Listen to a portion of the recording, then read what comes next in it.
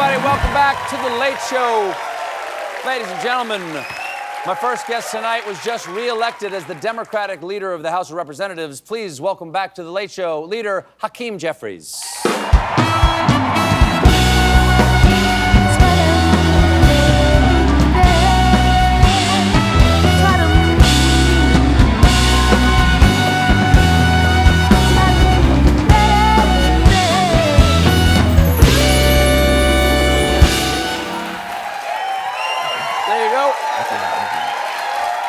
Good to see you again. Great to be with you. First time we talked was in Chicago during the convention. That's right. That was a fun time.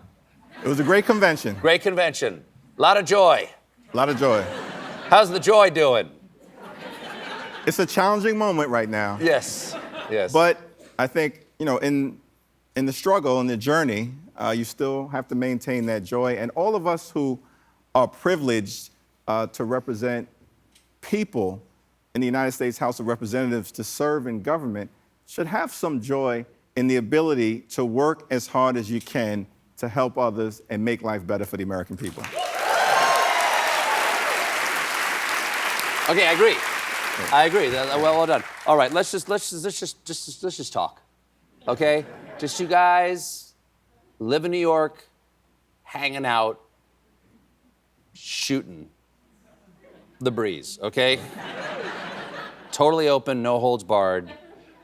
You've read the ethics report on Matt Gaetz, right? You're the leader of the Democrats, and it's already been reported that the ethics report has been disseminated to other members of Congress. It's already spread around. There's no way you're last on the list, right? Well, I don't want to disappoint you, but it has been disseminated to other members of Congress, but only members of the Ethics Committee, of which I am not one. But. So give me an idea of what it says. Just give me like a ballpark it on a scale of 1 to, oh my God. What did you read? It's likely, what I can say is Matt Gaetz will not be the next Attorney General of the United States of America. Okay, fair enough. Okay, scratch that. Marjorie Taylor Greene made this threat/promise on X. She said that, okay, if you're going to release this ethics report on Matt Gaetz, why don't we release all the ethics report on all the Republicans and all the accusations against them and their sex and their drugs and everything? And I, for once, agree with her. Why not? Not only that, but no offense, on Democrats too. Why should we, the American people, be the only people who don't know what's going on in there? Yeah. Well, listen, I don't disagree with the notion that, I think it was as Brandeis once said, in a democracy, sunlight is the best disinfectant. The American people deserve to know what their elected representatives are up to. Now, when it comes to Marjorie Taylor Greene, I don't take anything she has to say seriously. That's fair enough. Okay, what happens to Gaetz now? Could he go back, because he resigned his seat after he had already won re-election? That's right. And they haven't called a new special election yet, so could he just go back in? That's quite possible. And then could they release the ethics report? Yes, they can.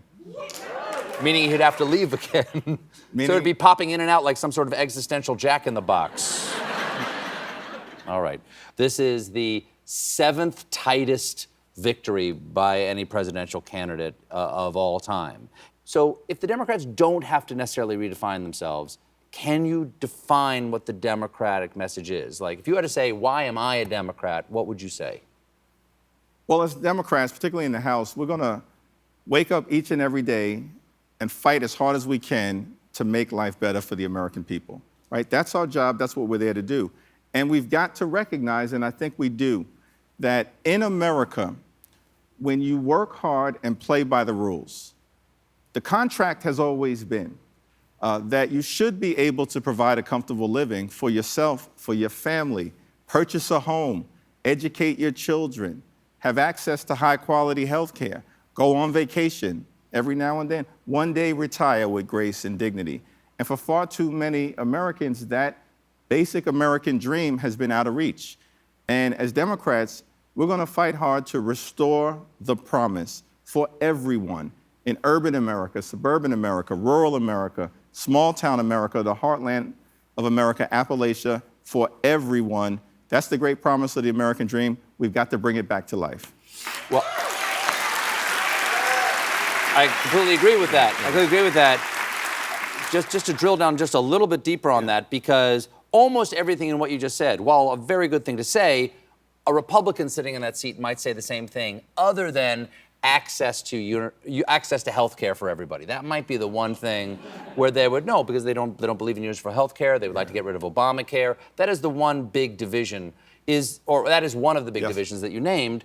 Are there other specific things that go, I am a Democrat, therefore I believe this should happen, that my opponents do not believe should happen? And that's what I mean by define the Democratic message. What does it mean to be a Democrat as opposed to what it means to be how you perceive the Republicans? Well, we will protect and strengthen Social Security, not eradicate it or end it as we know it. We'll protect and strengthen Medicare, protect the Affordable Care Act, because we believe that in the United States of America, of course, health care should not be a privilege, it should be a right. And we want to bring that to life. And we believe that every job in America should be a good paying job that allows you to live a comfortable life, provide for your families. And we also believe in a woman's freedom to make her own reproductive health care decisions. Besides, coming here because you love my company, we also have some paper to push here. You have a new book, it's a children's book, called The ABCs of Democracy, all right? That's lovely, to instill in children a value of democracy, because there are some people who don't particularly value it right now. Why'd you do this? Well, it's an illustrated book for people of all ages, but of course with a focus on younger Americans, on high school students, and people who may be asking the question, understandably, what is America all about? And I think when you have an election like this in particular, it's important to take a step back and say, you know what? We've been on a 248-year journey. There's been ups and downs and highs and lows and peaks and valleys, but there have been values that have continued to sustain us, to make us the greatest democracy in the history of the world. That doesn't mean there won't be moments of disappointment, particularly electoral disappointment. But these classic American values that have been with us not just for years or decades, but for centuries on our march toward a more perfect union. Doesn't mean we're a perfect country, but we're on a continuous march toward a more perfect union. Will hopefully inspire generations to come to keep this good thing that we have going. Representative Jeffries, thank you so much. The ABCs of Democracy is available now. Leader Hakeem Jeffries, everybody. We'll be right back with Jeffries.